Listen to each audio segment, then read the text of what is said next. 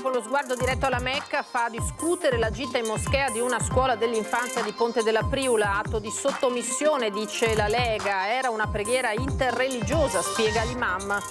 Un'altra defezione nel convento di clausura di San Giacomo di Veglia. Intanto l'ex badessa attacca punto su punto contro le ricostruzioni di questi giorni. Da ora in poi parleranno i miei legali. Ladri in casa di una giovane coppia di Oderzo che ha temuto di trovarsi faccia a faccia con i malviventi. Spariti alcuni gioielli di famiglia dal grande valore affettivo. Siamo scossi, raccontano. Lui 74 anni, lei 39, padre e figlia, grossisti della droga arrestati dai carabinieri. Ingente il sequestro tra Mestrino e Resana, quasi 80 kg di marijuana. Da Pieve del Grappa a Gorgo al Monticano, dolore e commozione ai funerali di Giacomo Bologna e Andrea Buosi, le loro giovani vite spezzate in sella alla moto in una settimana terribile sulle strade della Marca. Moto nella scarpata, ventenne di Villorba precipita per 30 metri a Cima Grappa. Il giovane vivo per miracolo, ci sono volute oltre 2 ore per recuperarlo. Giovane coppia immortalata dai video dei cittadini mentre in centro a Valdobbiadene fa il bagno nella fontana in pieno centro. Il sindaco fregonese valuta la denuncia. Meno 6 giorni alla Dunata Nazionale degli Alpini a Biella. Le penne nere si stanno preparando a partire. Da Antenna 3 vi racconterà in diretta tutte le emozioni della grande festa. Volley alle Final Four di Istanbul. L'Imoco continua la sua stagione stellare battendo Milano e conquistando la finalissima. Domani le Pantere potranno confermarsi campionesse d'Europa. Calcio e domani al Ten il Treviso, obbligato a vincere per sognare la promozione diretta in C. Il destino dei biancocelesti legato a doppio filo al risultato della capolista, inseguita per quasi tutta la stagione, il Dolomiti Bellunesi.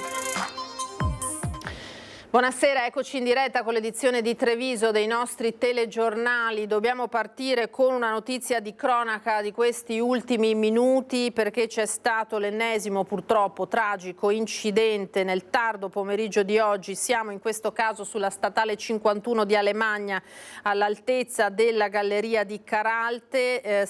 Diversi mezzi coinvolti, un primo bilancio parla di un morto e 3 feriti. La vittima è un motociclista di cui non sono ancora note le generalità né la provenienza. Lo scenario che si sono trovati davanti i soccorritori è stato drammatico. 2 almeno le auto coinvolte, oltre al motociclo, una Range Rover che si è capotata e una Lancia Y. Immediato l'allarme, sul posto gli operatori del SUEM 118 e i vigili del fuoco dalla centrale di Pieve e dal distaccamento volontari di Valle di Cadore che hanno estratto i conducenti dalle lamiere degli abitacoli. La strada è stata chiusa, il traffico è attualmente deviato lungo la strada Cavallera che attraversa il territorio di Perarolo di Cadore. A occuparsi dei rilievi sono i carabinieri, ancora ignota la dinamica. Lo vedete, siamo come ripetiamo sulla statale 51 di Alemagna nel Bellunese.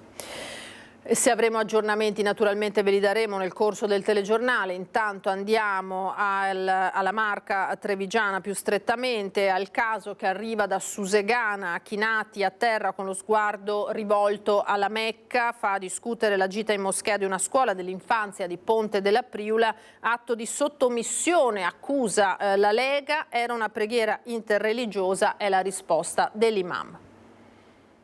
Costringere dei bambini di 4-5 anni a inginocchiarsi in direzione della Mecca davanti a un imam per pregare penso sia veramente una forzatura inaccettabile, qualcosa che non si può vedere, non si può sentire. Se non è sottomissione questa, cosa dobbiamo aspettarci? Chinati a terra con lo sguardo rivolto alla Mecca, il cosiddetto Salat, come insegnato dal profeta Maometto, sono bastate poche ore perché il post di quella che doveva essere una piccola gita scolastica innescasse la tempesta perfetta. Protagonisti i bimbi della scuola dell'infanzia di Ponte della Priula, ospiti del centro islamico locale Emanet nella zona industriale di Susegana. Un'esperienza emozionante l'hanno definita le educatrici sul profilo Facebook dell'asilo. Ci siamo tolte le scarpe, le maestre hanno indossato un velo, decisamente troppo per il capogruppo della Lega in Consiglio regionale, il pievigino Alberto Villanova. Voglio pensare che i genitori fossero informati della visita, ma che non sapessero di quello che avrebbero fatto fare ai propri bambini. Io da genitore di 2 bambine bambine, non avrei mai accettato una cosa del genere,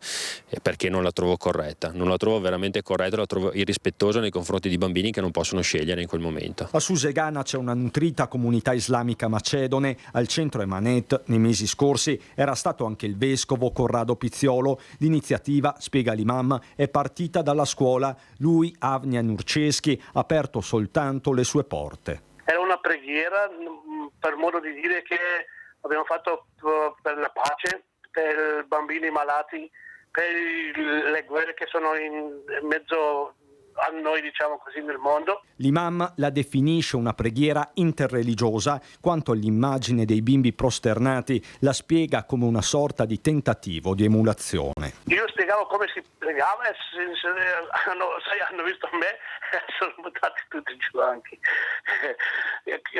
dicendo che abbiamo fatto un discorso del pilastri dell'Islam, quali sono le preghiere, ho parlato anche così, però non è detto che dovete pregare per forza anche voi. Per Villanova però non regge alcuna giustificazione. Questo è il politicamente corretto che calpesta la nostra identità per l'ennesima volta, forse con la volontà di non offendere qualcun altro, di non offendere le altre culture, ma così non si porta avanti nessun tipo di integrazione. Dal centro islamico un fedele, Yacoub, in Italia dal 2000, cerca di smussare i toni e invoca il dialogo. Quando abbiamo sentito per Papa, quando era morto, tutti abbiamo stati così male perché abbiamo perso una persona brava, no? Quando siamo tutti quanti insieme possiamo andare molto lontano. Uno va qua, uno va di là, non va bene. Uno contro l'altro, se parla male, non va bene. E intanto importanti novità arrivano dal monastero di San Giacomo di Veglia, che da giorni fa discutere dopo il commissariamento della badessa che aveva aperto alla produzione del prosecco. Ieri l'uscita di un'altra suora, Maria Paola Dalzotto, entrata in convento 25 anni fa, e oggi la dura nota di suor Aline che contrattacca. Vi scrivo in un momento per me molto difficile. La nomina della commissaria, suor Driscoll di 81 anni, a presiedere il monastero dopo la mia destituzione non è il punto centrale. Il vero problema è il motivo per cui il dicastero ha arbitrariamente disposto il mio allontanamento senza fornire alcuna motivazione ufficiale o denuncia canonica. Inizia così l'ultima nota stampa di suor Aline Pereira Gammachi, la badessa del monastero di San Giacomo di Veglia, commissariata il giorno della morte di Papa Francesco, che decide così di raccontare ufficialmente la sua verità, contestando punto per punto la nota emessa ieri dall'ordine cistercense, a partire dalla realtà del monastero, che secondo suor Aline conta 19 monache e non 20, di cui 7 che hanno lasciato volontariamente dopo la nomina della commissaria. Suore e non solo la badessa, che hanno impugnato il decreto di sospensione, secondo i canoni e presentando formalmente il ricorso al dicastero. Suor Aline contesta anche il primo commissariamento del 2023, poiché nessun decreto fu notificato in quella data né fu presentato un ricorso da parte sua.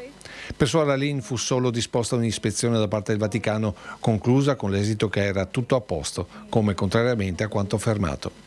Ma l'ex badessa si scaglia pesantemente contro padre Lepori, l'abate generale dell'ordine, a partire dalla sospensione comunicata il giorno della morte di Papa Francesco. Purtroppo l'aggressività dimostrata non dal dicastero, che non può più esercitare potere durante la sede papale vacante, ma dalla comunicazione dell'ordine cistercense è grave e inaccettabile, perché ha divulgato falsità e affermazioni diffamatorie lesive della mia dignità, fede e onorabilità. Le affermazioni di padre Lepori col messaggio WhatsApp che gira sui telefoni, secondo cui l'ex badessa si scatena per riconquistare potere e vanagloria con la menzogna e la manipolazione mediatica, sono infamanti. Tali parole confermano la volontà denigratoria nei confronti della mia persona. Il comunicato di suor Aline termina con un ringraziamento a tutte le persone per la vicinanza espressa, i tanti messaggi giunti di preghiera e affetto, sottolineando che questo comunicato sarà l'ultimo intervento pubblico. D'ora in avanti parleranno i suoi avvocati e i consulenti che la assistono, nelle sedi opportune, per far emergere la verità dei fatti. Torniamo a parlare di furti, ladri in casa di una giovane coppia di Oderzo che ha temuto di trovarsi faccia a faccia con i malviventi. Il primo piano a soqquadro, spariti alcuni gioielli di famiglia del grande valore affettivo. Siamo scossi, ci hanno raccontato. Siamo usciti subito perché avevamo paura che fossero ancora all'interno dell'abitazione, abbiamo chiamato i carabinieri che sono venuti velocemente da Conegliano e abbiamo fatto fare un sopralluogo a loro perché avevamo paura ancora che fossero all'interno. Sono rientrati nella loro abitazione al piano terra di Via delle Grazie, in centro a Oderzo, a poche centinaia di metri dall'ospedale, ma resisi conto del furto appena subito, sono ritornati subito in strada temendo di trovarsi faccia a faccia con i ladri.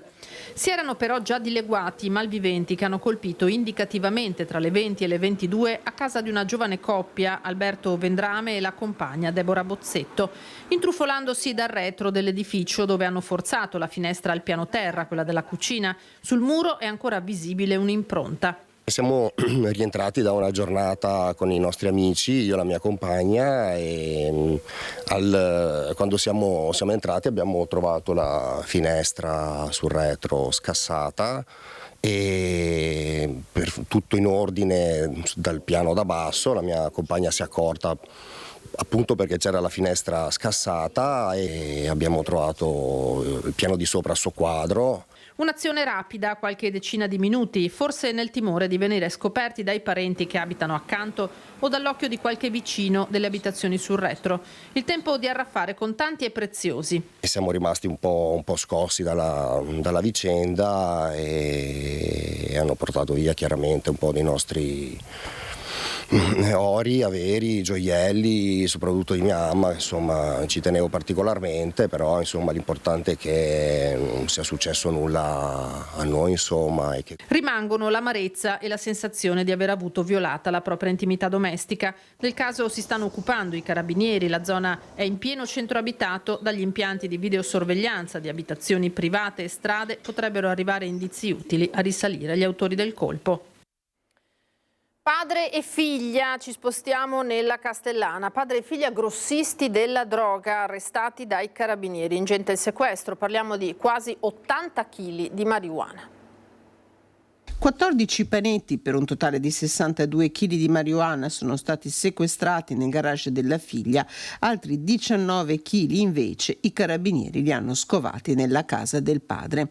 Una famiglia di grossisti della droga, quella bloccata dai carabinieri di Mestrino in collaborazione con il nucleo cinofili di Torreglia. L'indagine è partita proprio a Mestrino, dove i militari hanno ispezionato il box auto della donna nel complesso condominiale dove già avevano sequestrato 24 kg di marijuana nel 2022. Durante l'ispezione i carabinieri hanno notato una donna di 39 anni allontanarsi a bordo della sua auto. La donna è stata fermata. Dal controllo in corso nell'auto rimessa sono saltati fuori 14 scatoloni con altrettanti panetti di marijuana.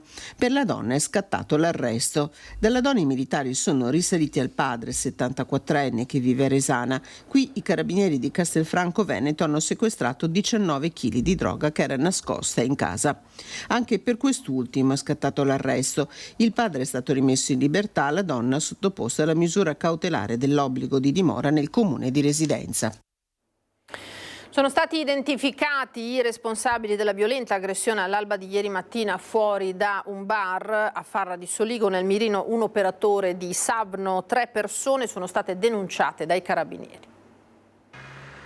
Setacciati i filmati delle telecamere di videosorveglianza, vagliati i lettori di targhe e sentiti i testimoni presenti. Sono stati rintracciati dai carabinieri del comando della stazione di Pieve di Soligo i 3 cittadini albanesi responsabili della violenta aggressione ai danni di un connazionale 49enne operatore di Savno avvenuta davanti a un bar di via Ruistorta a Farra di Soligo. Si tratta di persone residenti in provincia di Treviso, rispettivamente di 42, 38 e 35 anni. L'uomo avrebbe tentato di nascondersi dentro il locale, ma sarebbe stato colpito con calci e pugni. Durante la rissa sarebbe spuntato anche un bastone. Sul posto era intervenuto il personale medico del SUEM 118 che aveva trasportato l'uomo all'ospedale di Conegliano con ferite giudicate guaribili in 15 giorni per le diverse contusioni riportate. Gli aggressori erano fuggiti subito dopo. Non si conoscono ancora le ragioni che hanno scatenato la violenza, ma sullo sfondo ci sarebbero motivi familiari, una sorta di regolamento di conti. Voltiamo pagina perché il meteo regionale segnala che dalle ore centrali di domani è prevista sul Veneto un'instabilità in aumento a partire dalle Dolomiti con probabili rovesci e temporali sparsi in successiva estensione alla pianura, specie dalla sera. Lunedì poi è previsto tempo instabile e perturbato con frequenti precipitazioni a prevalente carattere di rovescio e temporale, specie tra prealpi e pianura. Saranno possibili rovesci e temporali localmente forti, anche consistenti. Il centro funzionale decentrato della Protezione Civile ha dunque previsto dalle 12 di domani fino alla mezzanotte di lunedì la fase di attenzione, l'allerta gialla per criticità idrogeologica per temporali in tutto il territorio regionale. E ora andiamo all'ultimo saluto a 2 delle vittime della strada contate purtroppo questa settimana. Allora partiamo dall'addio a Fietta di Paderno, siamo a Pieve del Grappa, a Giacomo Bologna, una chiesa gremita, così come il sagrato per dare l'addio al giovanissimo che rincasava in moto. Senti Giacomo,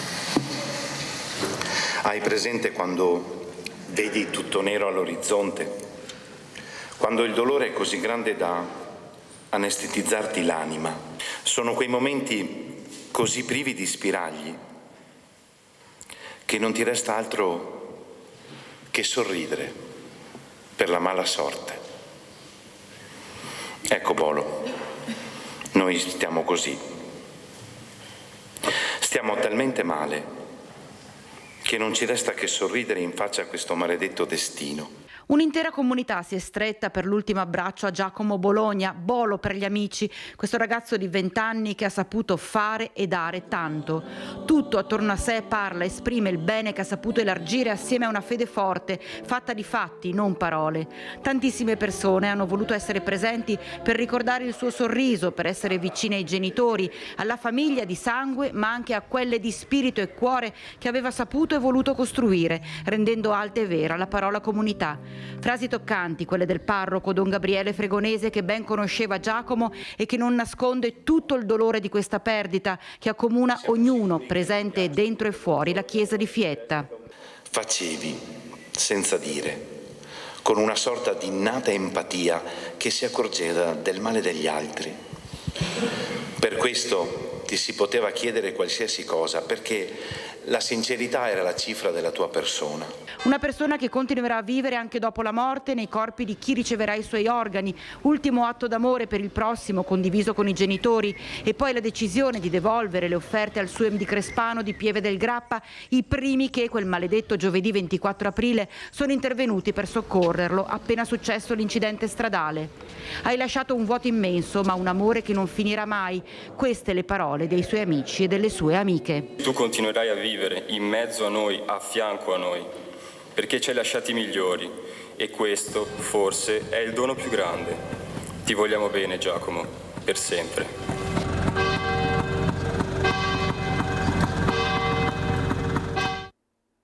E tanta gente questa mattina dentro e fuori alla chiesa di Gorgo al Monticano, anche qui per un ultimo addio, quello ad Andrea Buosi, morto a 27 anni mentre stava testando una moto, su tutto il dolore della fidanzata nella lettera che gli ha dedicato e che gli ha letto davanti alla bara.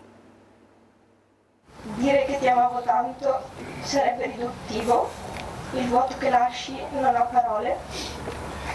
Eri, sei e sarai sempre la parte più bella di me. Tua Cristina. L'addio della fidanzata Cristina, fuori dalla chiesa di Gorgo al Monticano, è stato il momento più intenso nel giorno dell'ultimo saluto ad Andrea Buosi, il 27enne morto il pomeriggio del 29 aprile nello schianto contro un trattore della moto che stava provando lungo la strada di Navolè. Una passione, quella di Andrea per le due ruote, che riparava nell'officina con papà Claudio, oggi visibilmente provato, e che ha affidato ad una lettera il dolore per la perdita di un figlio dopo aver già perso 2 anni fa la moglie. Anche papà soffre, anche se non lo dice. In molte notti insonni resta a guardare il soffitto, chiedendosi se sta facendo abbastanza, perché un padre non è solo colui che provvede, ma è presente. Insegna con l'esempio, ama in silenzio e si dona senza aspettarsi nulla in cambio. Una cerimonia che ha visto stringersi alla famiglia Buosi tutta la comunità di Gorgo al Monticano. Tra i presenti il sindaco Firmino Vettori e Daniele Pellicciardi, ma soprattutto i tanti giovani che hanno condiviso la giovinezza di Andrea. Dicono che non si possa mai giustificare o comprendere appieno la perdita di un proprio caro. Dicono che il lutto sia una fase che va affrontata senza la possibilità di sfuggirne o di evitarla. E tutto questo è vero, ma quello che possiamo affermare è la consapevolezza che nessun addio lo è mai davvero e che il caloroso ricordo di un semplice arrivederci è il solo saluto che tutti noi vorremmo rinnovare ad Andrea, con il desiderio di poter godere ancora del suo sorriso. Ti vogliamo bene, i tuoi amici. Poi l'ultimo atto con la cessione della moto con il numero 4, il lancio dei palloncini verso il cielo e la canzone del fratello Alessandro accanto alla bara. Vado via per lasciare un po' di me, l'asfalto sembra fatto di plastica ed ogni corsa è l'ultima. Moto nella scarpata, un ventenne di Villorba precipita per 30 metri a Cimagrappa, il giovane è vivo per miracolo, ci sono volute oltre 2 ore per recuperarlo. Ha perso il controllo della moto finendo contro il guardrail e un albero prima di precipitare in una scarpata profonda 30 metri. Era notte fonda quando è intervenuto il soccorso alpino della Pedemontana del Grappa, allertato intorno alle 3 del mattino, arrivato in aiuto del motociclista di 20 anni residente a Villorba. A dare l'allarme proprio lo stesso ragazzo localizzato in zona Meatte a 5,5 km da Cimagrappa. Il giovane è stato raggiunto da 7 operatori insieme al personale sanitario del SUEM di Crespano del Grappa che gli hanno prestato le prime cure. Sul posto erano presenti anche i vigili del fuoco. Il ragazzo con una probabile rottura della gamba è stato stabilizzato, caricato in barella e sollevato con contrappeso fino alla sede stradale. Un intervento di recupero che ha richiesto 2 ore di tempo per riportare il giovane ferito in salvo. L'infortunato è stato poi imbarcato sull'elicottero di Treviso Emergenza, atterrato nelle vicinanze e accompagnato all'ospedale Cafoncello, dove si trova ancora ricoverato. E sarà celebrato martedì prossimo, martedì 6 maggio alle 15:30 nella chiesa parrocchiale di Arcade il funerale di Davide Corazzini, il giovane di 22 anni scomparso nell'incidente di martedì scorso in via Roma, a poche centinaia di metri da casa. Davide era in auto con altri 2 amici quando la Fiat Punto Nera ha sbandato violentemente finendo la sua corsa fuori dalla carreggiata. Seduto dietro, il ragazzo nell'impatto è sbalzato in avanti ed è morto sul colpo. La Procura della Repubblica ha aperto un'inchiesta, l'amico ventenne alla guida è indagato, si attende anche l'esito dei test alcolemici. Corazzini era molto conosciuta ad Arcade, dove viveva con la famiglia, la mamma Sabrina, il papà Diego, e la tragedia ha colpito l'intera comunità. Per questo l'amministrazione guidata dal sindaco Domenico Presti ha deciso di rinviare la festa delle associazioni che era prevista per domani. Ora ci fermiamo per qualche istante di pubblicità, tra poco.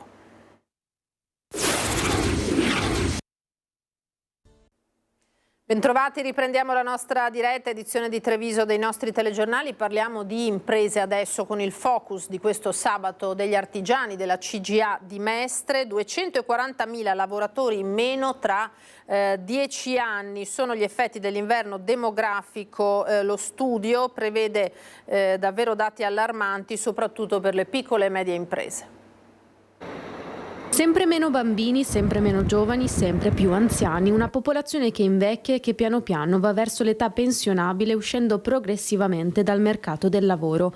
In Veneto la popolazione diminuirà di quasi 240.000 lavoratori in 10 anni. Lo studio realizzato dalla CGA di Mestre mostra come le proiezioni demografiche infatti stimino che tra un decennio la platea di persone in età lavorativa diminuirà di circa l'8%. Se alla recessione demografica aggiungiamo l'instabilità geopolitica, i dazi, la transizione energetica e quella digitale, nei prossimi anni anche le imprese venete sono destinate a subire dei contraccolpi spaventosi.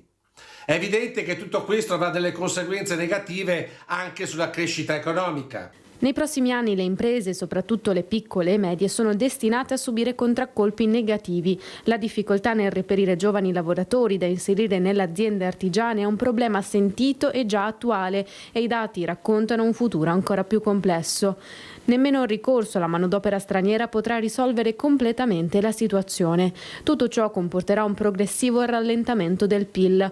Con una popolazione sempre più anziana e meno giovane si dovrà poi affrontare un aumento rilevante della spesa previdenziale, sanitaria e assistenziale, con implicazioni negative anche sui conti pubblici. La CGIA sottolinea infatti che una ridotta presenza di giovani under 30 e un'alta incidenza di over 65 potrebbero determinare ripercussioni negative su settori economici strategici, comportando dunque una contrazione strutturale del PIL. Ecco perché è necessario che a livello europeo si cominci a discutere di un nuovo piano di aiuti e di ripresa, un nuovo Next Generation, questa volta però dedicato rigorosamente al mondo del lavoro.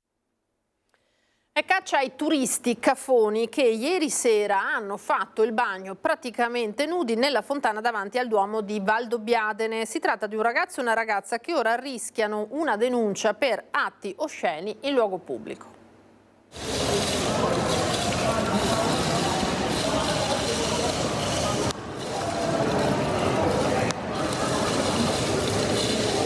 Lei in topless, lui in pantaloncini corti, spavaldi come pochi e forse alterati dall'alcol. Questa l'istantanea che arriva dal cuore di Valdobbiadene e che racconta di un venerdì sera decisamente sopra le righe, subito immortalato dagli iPhone e passato di social in social, di cellulare in cellulare, compreso quello del Primo Cittadino. Io ho avuto le immagini ieri sera, alcuni minuti dopo il fatto accaduto, quindi mi sono recato subito qui in piazza, ma gli autori non c'erano più. Non lo trovo divertente, lo trovo di cattivo gusto, oltre che oltraggioso, insomma, per il decoro della città di Valdobbiadene. I due protagonisti del bagno Boccacesco sarebbero dei turisti e nei loro confronti potrebbe scattare una denuncia per atti osceni in luogo pubblico. Abbiamo le registrazioni delle telecamere qui in piazza Marconi, oltre ai video che sono stati ripresi quella sera, quindi ho fatto la segnalazione alla polizia locale che nelle prossime ore procederà con le indagini. Ma il rammarico per il sindaco, che certo non vuole passare per moralizzatore, è doppio. Dispiace il fatto che le persone si siano limitate a osservare e a riprendere quei cellulari per postare nei social le immagini e nessuno abbia fatto una tempestiva segnalazione alle forze dell'ordine. Questo non va bene.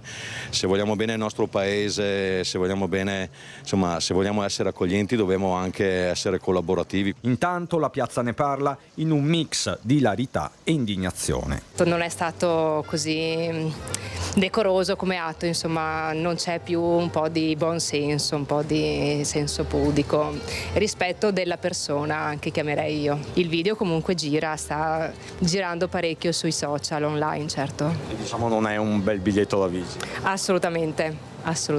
Avranno sicuramente bevuto del buon prosecco di Valdobbiadene e quindi di conseguenza la cavolata del giorno ci sta, insomma. Non è così grave.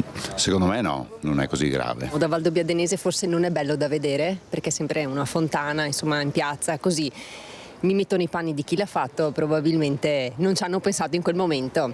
Non dovrebbe succedere, ma insomma se succede non muore nessuno, ecco. Ultimi preparativi in vista della 96esima adunata degli alpini di Biella. Ieri sera l'ennesima riunione nella sede del gruppo Città di Treviso per capire anche come ricordare l'artigliere alpino Giancarlo Gentilini. Ormai è già tutto stabilito, ci saranno persone al campo, persone presso appartamenti, camere, di conseguenza insomma siamo a buon punto. E non potrebbe essere altrimenti, considerando la proverbiale organizzazione delle penne nere, che alternano, come nella sede del gruppo Città di Treviso, le riunioni operative a momenti conviviali. Tanti gli alpini che con borse ma anche zaini in spalla inizieranno i trasferimenti a Biella già nei prossimi giorni, anche se la maggior parte dei partecipanti alla 96esima adunata arriveranno sulle sponde del fiume Cervo nella giornata di giovedì. Città già tutta tricolore in vie e piazze per una 3 giorni alpina che inizierà proprio in quel pomeriggio con la presentazione di un volume e il concerto della fanfara della Giulia allo Stadio Comunale. Venerdì alle 9 la prima cerimonia ufficiale con l'alzabandiera, l'inaugurazione della cittadella degli Alpini e della Protezione Civile, mentre dalle 19 ci sarà la sfilata dell'Abaro Nazionale dei Gonfaloni in Piazza Duomo e Unità d'Italia. Sabato si aprirà con l'immancabile lancio dei paracadutisti sullo stadio La Marmora, mentre al pomeriggio, dopo la Santa Messa, ci sarà il saluto ufficiale del sindaco di Biella, del presidente del Piemonte e del presidente dell'Associazione Nazionale Alpini Sebastiano Favero. Dalle 21 invece, sempre sabato, la serata Alpini con cori e bande per la città. E poi dalla mattinata di domenica lo sfilamento delle penne nere fino al tardo pomeriggio, che si concluderà con il passaggio della stecca con Genova e la Maina Bandiera. Il terzo raggruppamento, quello del Friuli Venezia Giulia, Trentino e Veneto, dovrebbe sfilare sotto mezzogiorno. 96esima adunata nazionale degli Alpini che il gruppo Media Nord-Est seguirà giorno dopo giorno sin da venerdì, con collegamenti in diretta da Biella durante telegiornali e spazi informativi. Sabato sera le nostre telecamere racconteranno momento per momento la grande festa tra fanfare e cori, mentre dalla prima mattinata di domenica trasmetteremo tutta la sfilata rigorosamente in diretta fino al passaggio della stecca e la Maina Bandiera. Particolare attesa ci sarà per il passaggio del gruppo Città di Treviso il ricordo dell'artigliere alpino Giancarlo Gentilini. Noi stiamo facendo delle valutazioni se è il caso di inserire uno striscione, ma ci dobbiamo pensare un attimo, dobbiamo trovare la soluzione ideale che vada bene un po' a tutti. Siamo allo sport adesso con questo importante fine settimana per le trevigiane. Partiamo dalla Final Four di Champions League a Istanbul con l'Imoco Conegliano che è arrivata in Turchia da campione in carica, che vola in finale sconfiggendo la storica rivale, la Vero Volley Milano di Paola Egonu per 3-1. 25-21 per le giallo-blu al termine del primo set, con Milano che nel secondo set ha compiuto un'incredibile rimonta chiudendo sul 25-20. Squadre quindi di nuovo in parità, Conegliano sempre avanti nella terza frazione, 25-17 il risultato. In equilibrio il quarto e decisivo set, finito 25-23 per le ragazze di Santarelli, che hanno prima sprecato 3 match point e poi hanno chiuso con la solita Gabi. Torneranno in campo domani pomeriggio alle 18 ora italiana alla Ulker Arena per la finalissima contro la vincente di Scandicci Vakif Bank Istanbul, squadra campione di Turchia. E c'è poi il calcio, perché domani al tennis si disputa l'ultima di campionato per il Treviso, obbligato a vincere per sognare la promozione diretta in Serie C. Il destino dei biancocelesti è ancora una volta legato a doppio filo al risultato che conseguirà la capolista, il Dolomiti Bellunesi. Come ho detto ai ragazzi, dobbiamo pensare esclusivamente all'Este, l'avevo detto già domenica scorsa, dobbiamo essere molto concentrati, molto lucidi e sbagliare pochissimo, se non niente.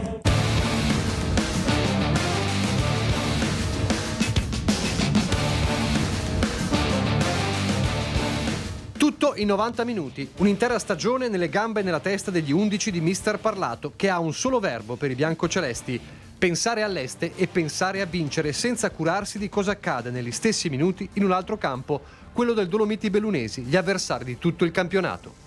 Un campionato vissuto all'inseguimento, con il Treviso ora pronto a mettere la freccia per un sorpasso che significherebbe promozione diretta in Serie C.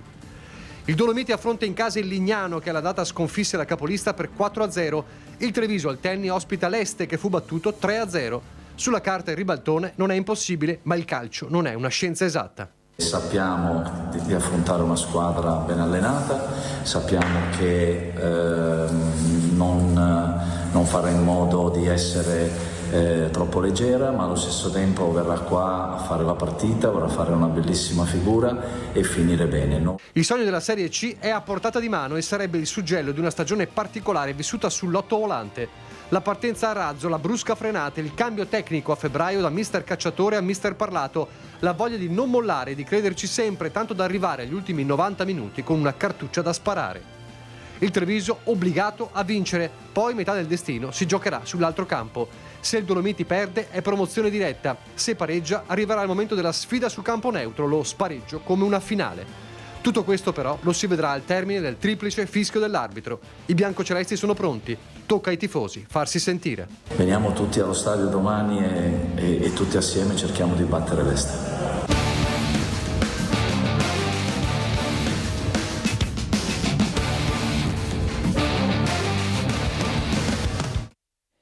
Andiamo adesso alle notizie che arrivano dal Bellunese.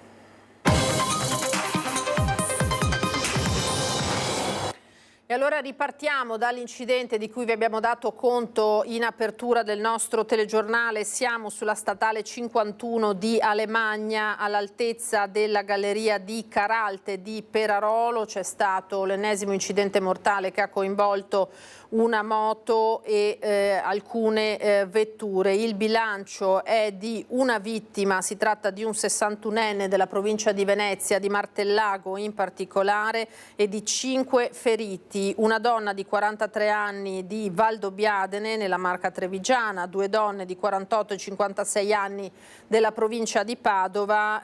Le condizioni più serie, ma non sarebbero in pericolo di vita, quelle di una coppia di anziani bellunesi di 81 e 85 anni. La vittima appunto è il motociclista. Scenario drammatico, lo vedete per i soccorritori, 2 almeno le vetture coinvolte, oltre alla moto una Range Rover che si è capovolta e una Lancia Y. Immediato l'allarme sul posto su M118, vigili del fuoco dalla centrale di Pieve, dal distaccamento volontari di Valle di Cadore che hanno estratto i conducenti dalle lamiere degli abitacoli. La strada è stata chiusa, il traffico deviato lungo la Cavallera che attraversa il territorio di Perarolo di Cadore. A occuparsi dei rilievi sono i carabinieri che stanno cercando di ricostruire la dinamica. Quel che è certo è che si tratta purtroppo dell'ennesima vittima sulle 2 ruote in questa settimana, davvero dai dati terribili tra la provincia di Treviso e quelle limitrofe di Venezia e di Belluno. Sono stati definiti i dettagli investigativi del terribile omicidio-suicidio di martedì 27 aprile nella frazione di Oltra Lamon e sono stati fissati i funerali di Riccardo Gaio, il ragazzo di appena 17 anni ucciso dal padre Vladislav, che poi si è tolto la vita. Il rito funebre officiato dal vescovo di Belluno Feltre Renato Marangoni e dal parroco di Lamon sarà celebrato in forma pubblica alle 15 nella chiesa parrocchiale, mentre la tumulazione avverrà in forma strettamente privata. Non c'è ancora la notizia del funerale del padre, l'ultimo saluto sarà dato dai familiari in forma privata e quindi l'addio al ragazzo lunedì prossimo.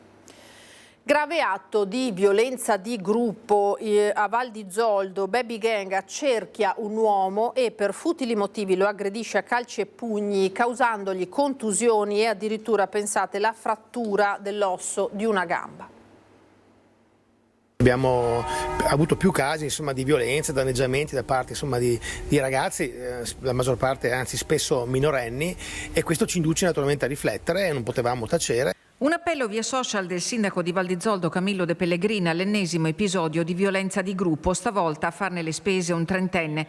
Venerdì scorso attorno alle 11:30 di sera l'uomo esce da un bar di Dozza e incrocia un ragazzino. Una parola di troppo, provocazioni e insulti, fino a che il minore gli si lancia contro e comincia a colpirlo a suon di calci e pugni. A dargli manforte altri 2 coetanei, tutti italianissimi e di buona famiglia. Il trentenne cade a terra e viene tolto dalle grinfie della Baby Gang da 2 persone che lo fanno rialzare e viste le sue condizioni chiamano l'ambulanza. Al San Martino di Belluno vengono refertate lesioni e una frattura ossea guaribili in una trentina di giorni. So che i carabinieri stanno indagando per accertare le responsabilità concrete. Nel caso specifico noi come comune abbiamo già attivato anche in passato degli interventi, degli incontri anche con persone preparate e competenti anche attraverso la scuola, cercando di aumentare la sensibilità sul tema della violenza, del rispetto del prossimo e di tutte quelle che sono le normali regole di convivenza. Ma evidentemente non basta, visto che l'episodio di venerdì scorso non è isolato. La sera seguente il gruppetto di minori avrebbe superato ancora una volta i limiti e non è noto se per queste nuove intemperanze si sia aperto un nuovo fronte giudiziario.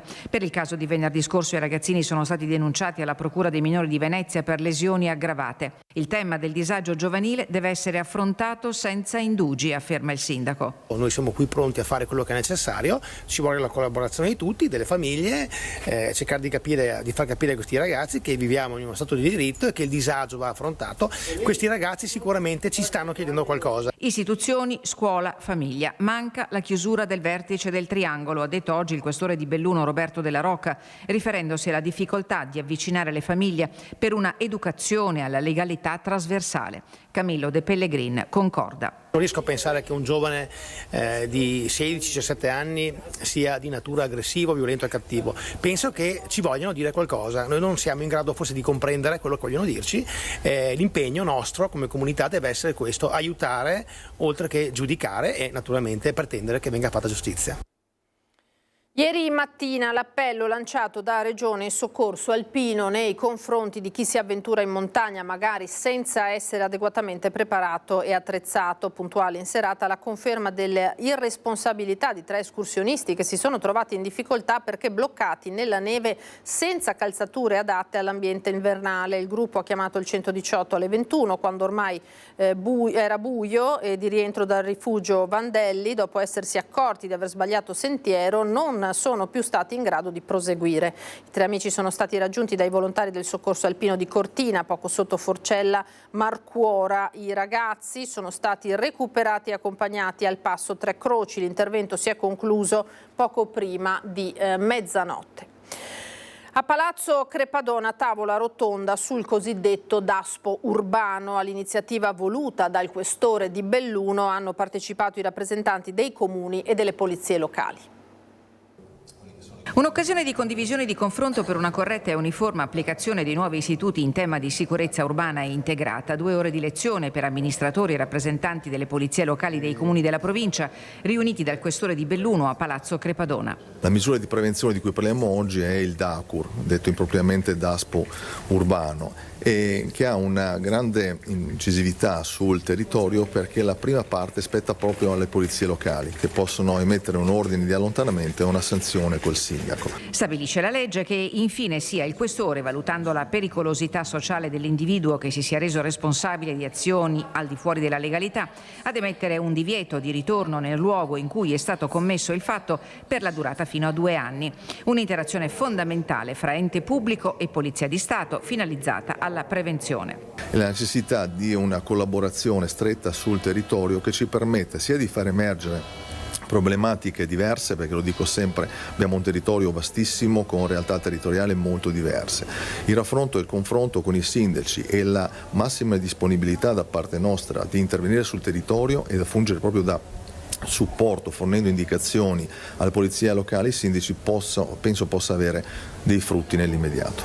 Diversa la questione dell'istituzione delle cosiddette zone rosse. A Belluno è in fase di sottoscrizione con la prefettura e ora al vaglio del Viminale di un patto che riguarda il divieto di stazionamento, anche se aree off limits non sono ancora state individuate. Le zone rosse riguardano solitamente le grandi aree metropolitane dove il degrado si è sviluppato in pochissimo tempo. La realtà nostra sicuramente è ancora una realtà in positivo, però io ripeto sempre, per esprimersi sempre ad alti livelli, anche nel campionato successivo bisogna impegnarsi il doppio. La sicurezza è garanzia di libertà dei cittadini, ha detto in apertura l'assessore Raffaella Damiano. Alla tavola rotonda sono intervenute Cristina Rizzo e Patrizia D'Alberto, rispettivamente dirigente della squadra mobile e responsabile delle misure di prevenzione della divisione anticrimine della questura di Belluno. Era l'ultimo servizio per questa nostra edizione, grazie per essere stati con noi. Tra poco come sempre le previsioni del tempo, io vi auguro una buona serata e una buona domenica, arrivederci.